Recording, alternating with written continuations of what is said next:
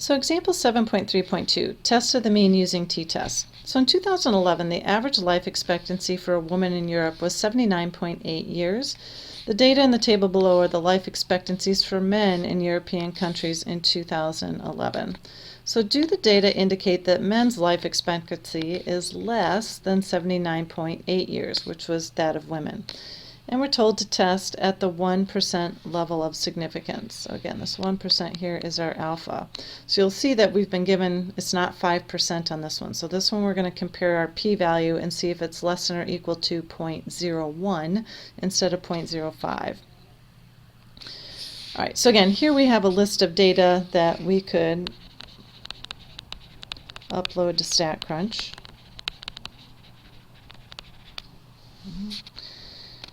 And again, for our hypothesis test, we're still going to follow through, again, the same acronym PHANTOMS to get all the steps in place. So again, we have quantitative data, so our parameter is going to be mu. So we're going to be looking at the mean life expectancy for all European men in 2011.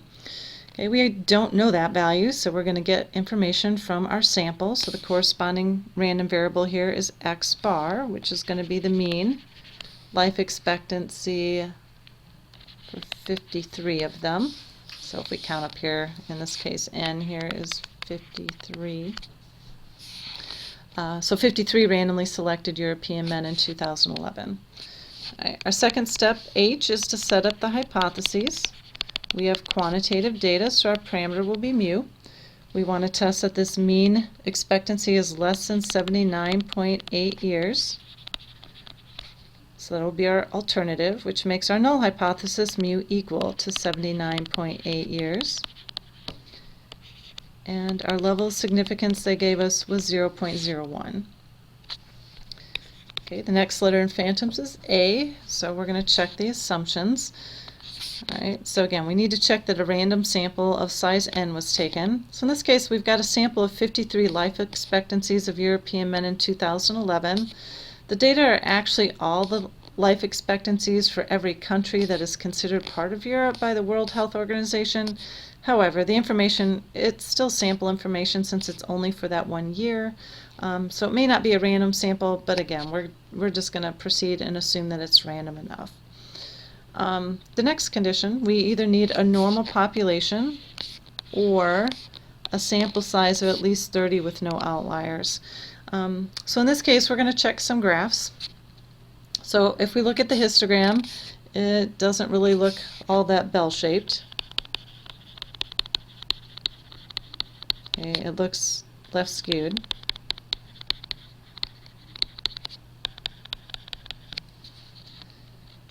And if we check the modified box plot,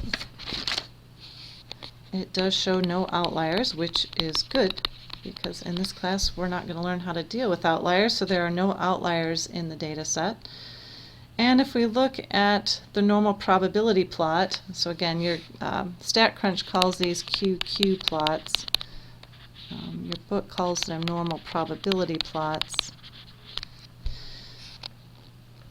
But again, this doesn't look very linear. It kind of goes up and has kind of this bump and really weird thing here in the end. So not linear.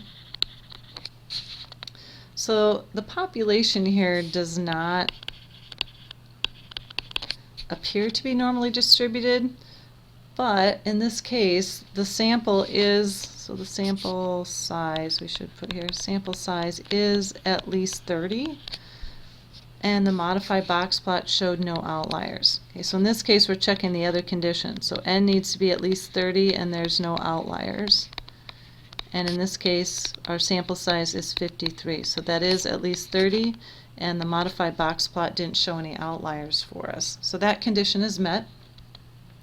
And then third condition is sigma is known. So again, keep in mind sigma was not given, and you cannot compute sigma from sample data.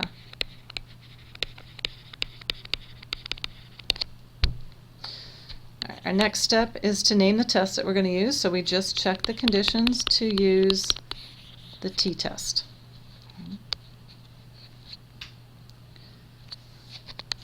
So our next step in Phantoms is T for test statistic, and from that, again, we start with the sample statistic, and then we're going to get the standardized test statistic from there. So again, on the calculator, if we were to enter that long list of data in L1, so we would type all that into L1, and then we would do stat and move over to test to find t-test. And again, we would highlight data here since we had data and tell it where to find that data in L1. Okay. This one's a pretty big data set though, so instead we could upload that into StatCrunch, and then we would click Stat, and we would choose T-statistics, one sample, and with data. And then the next screen that pops open, we would choose this variable, then that would appear over here, so life expectancies. And then we would bubble in next to perform a hypothesis test from mu, and we would enter our value of 79.8, and we would enter in next to the alternative hypothesis a less than symbol, so mu less than 79.8. And then we would hit compute, and on the output screen, again, we should double check that, just like on the calculator, that this matches what we started with, which it does. So our alternative, mu is less than 79.8. And then on this output screen, we want our test statistics, so our value of t and our p-value is given here as well. Now here on StatCrunch, if it gets to be smaller than 0.0001, it's just going to put that symbol less than 0.0001. Okay, it's not going to throw it into scientific notation like our calculator does, but you know when it does this that it's a tiny p-value and that we should reject. So in this case, our sample statistics, or our sample mean here, so x bar. So x bar would be the 73.735849, and that would be in years. And so our test statistic, if we use our formula x bar minus mu sub 0 divided by s over root n and plug in our specific values, we'd get that 73.73584,906 minus 79.8 in the numerator. And then we would divide by 5.728306715 all over root 53. And that would give us, again, a p-value, our test statistic here of about negative 7.71. Okay.